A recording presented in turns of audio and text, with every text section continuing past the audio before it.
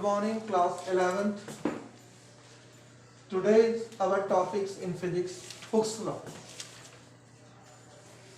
What is Hooke's law? So according to this law, the limit of elasticity, the strength is directly proportional to the stress. Clear? Or that means stress is directly proportional to strain.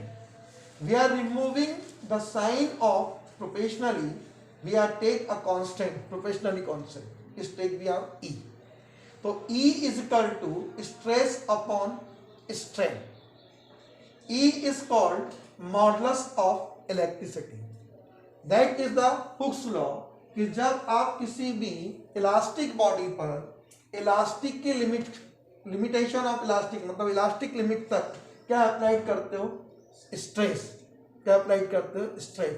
तो जो stress होता है वो directly proportional किसके होता है, stress. मतलब जितना आप स्ट्रेस लगाओगे उतना ही क्या होगा, स्ट्रेन. क्लियर? दैट मीन्स आप स्ट्रेस इंक्रीज करेंगे, स्ट्रेन भी क्या हो जाएगा, इंक्रीज. क्लियर? तो we are taking a constant E. E is called modulus of electricity. Clear? अब in previous class we are studying कि how many type of stress and strain. तो मैंने आपको जो लास्ट क्लास थी उसमें पढ़ाया था स्ट्रेन और स्ट्रेस कितने टाइप की होती है, 3 टाइप्स की. एक होती है आपके पास लॉन्गिट्यूडनल, एक आपके पास होती है सरफेस जो वॉल्यूम, और एक आपके पास होती है शेयरिंग. उसी बेस पर आपके पास मॉडुलस ऑफ इलेक्ट्रिसिटी भी कितने टाइप के होते हैं, 3. एक होता है यंग मॉडुलस. कौन सा होता है आपके पास, यंग मॉडुलस. ठीक है. एक होता है रिजिडिटी मॉडुलस जो आपके कोर्स से साल हटा दिया गया है. ठीक है. और आपके पास, ठीक है, इस तरीके से आप किसके बारे में पढ़ेंगे, मॉडुलस ऑफ इलेक्ट्रिसिटी के बारे में. ठीक है. देखिए अब बात करते हैं आपके पास, ठीक है, what is units of modulus of electricity. ठीक है. तो देखिए स्ट्रेस इज इक्वल टू होता है फोर्स अपॉन क्या होता है, एरिया. ठीक है. और आपके पास स्ट्रेन क्या होती है, स्ट्रेन आपके पास डायमेंशनलेस और यूनिटलेस क्वांटिटी होती है. इसकी ना कोई यूनिट्स होती है और ना ही क्या होती है, डायमेंशन. बिकॉज ऊपर, ठीक है, जो स्ट्रेन होती है उसमें ऊपर और नीचे न्यूमरेटर और डिनोमिनेटर में दोनों यूनिट कैसी रहती हैं, दोनों फिजिकल क्वांटिटी कैसी रहती हैं, सेम. ऊपर चेंज इन लेंथ, अपॉन में ओरिजिनल लेंथ, तो कैंसिल हो जाती है. ठीक है. अब आपके पास जो क्या होती है, नो क्या होती है इसकी यूनिट्स, किसकी, स्ट्रेंथ की. तो E is equal to force की होती है न्यूटन और इसकी क्या होती है, मीटर स्क्वायर. तो इसकी यूनिट्स भी क्या होती है, न्यूटन पर मीटर स्क्वायर. ठीक है. अब आपके पास डायमेंशन फॉर्मूले की बात करें तो डायमेंशन फॉर्मूला क्या होगा आपके पास, फोर्स का क्या होता है आपके पास, एम एल टी माइनस कितना होता है, 2. लेंथ, एरिया का कितना होगा आपके पास, एल स्क्वायर. हो गया आपके पास. And no units that means no dimension. ठीक है. तो देयर इज एल क्या हो गया, कैंसिल आउट. आपके पास क्या बच गया, एम ये ऊपर जाएगा, एल माइनस 1 और टी माइनस कितना हो गया, 2. It is the dimension formula of modulus of क्या है, इलास्टिसिटी. क्लियर? अब हम काइंड्स ऑफ क्या पढ़ेंगे, मॉडुलस ऑफ इलास्टिसिटी. तो फर्स्ट है आपके पास यंग मॉडुलस. ठीक है.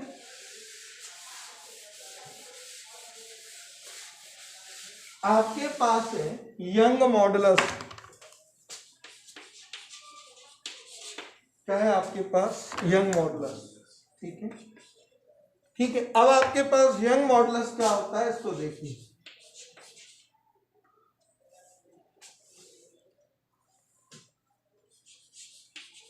Young modulus. क्लियर? अब आपके पास यंग मॉडुलस की डेफिनेशंस क्या है उस पर अपन बात करें.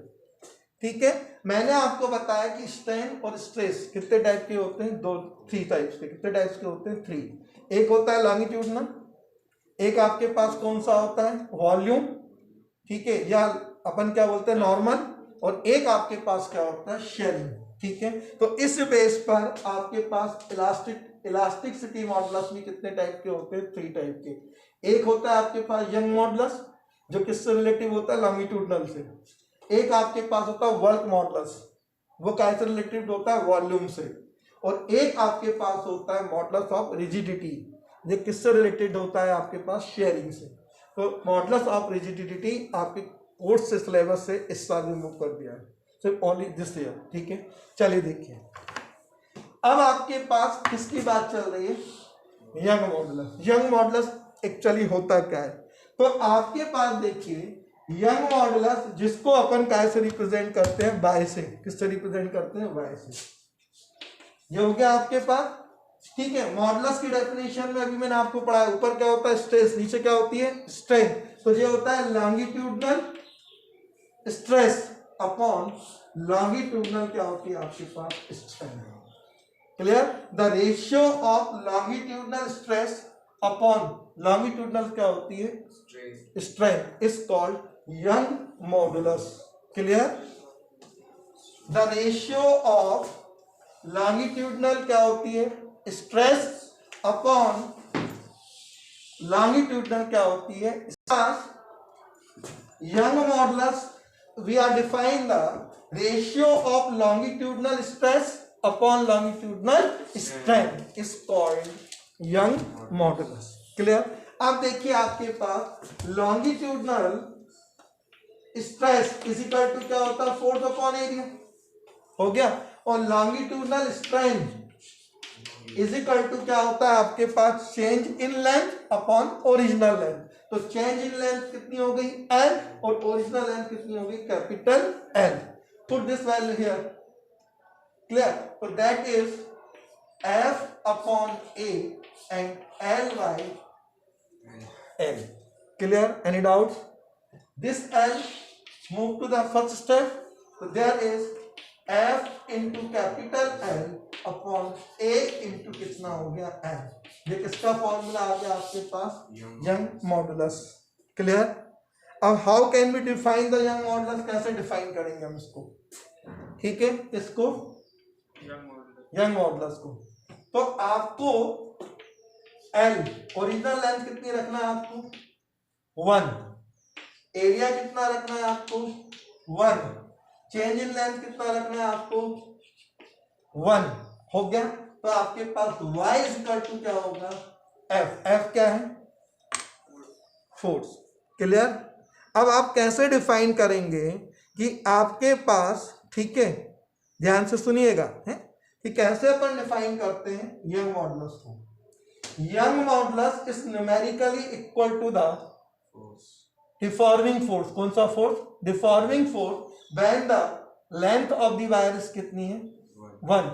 ठीक है, इस चेंज इन क्या होता है? Double length. कौन सी लेंथ कर देते हैं? डबल। क्या कर देते हैं? डबल।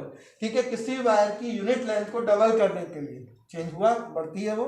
तो किसी भी वायर की यूनिट लेंथ को क्या करने के लिए? डबल करने के लिए जितना भी आप क्या लगाते हो? Deforming force. कौन सा फोर्स लगाते हो? Deforming force. उसको अपन क्या कहते हैं? Young modulus. Clear? Any doubt? चलिए अब देखिए, उसको रफ करूं। अब अपन एक बात करते हैं। सपोज आपके पास एक वायर है, इस वायर पर आप किसी मास को सस्पेंड कर देते हो और इस पर ग्रेविटेशनल फोर्स कितना लगता है आपके पास? mg। ये होता है ग्रेविटेशनल फोर्स। और किसी भी वायर का जो एरिया होता है वो कितना होता है? पाई आर स्क्वायर। सिलेंड्रिकल होता है वायर। कैसा होता है? सिलेंड्रिकल। और सिलेंडर का बेस का एरिया कितना होता है? पाई आर स्क्वायर। क्लियर? अब इसको आप इधर पुट कर दीजिए। ठीक है, तो क्या आएगा आपके पास? mg इंटू कितना आएगा? l। कितना आएगा आपके पास? पाई आर स्क्वायर इंटू कितना हो जाएगा? l। ये किसके लिए है आपके पास? यंग मॉडुलस किसके लिए है? वायर। किसके लिए है? वायर। क्लियर? कोई डाउट है आपके पास? ठीक है, रब कर दूं इसको। ठीक है, चले रब कर दूं। चले, अब आपके पास है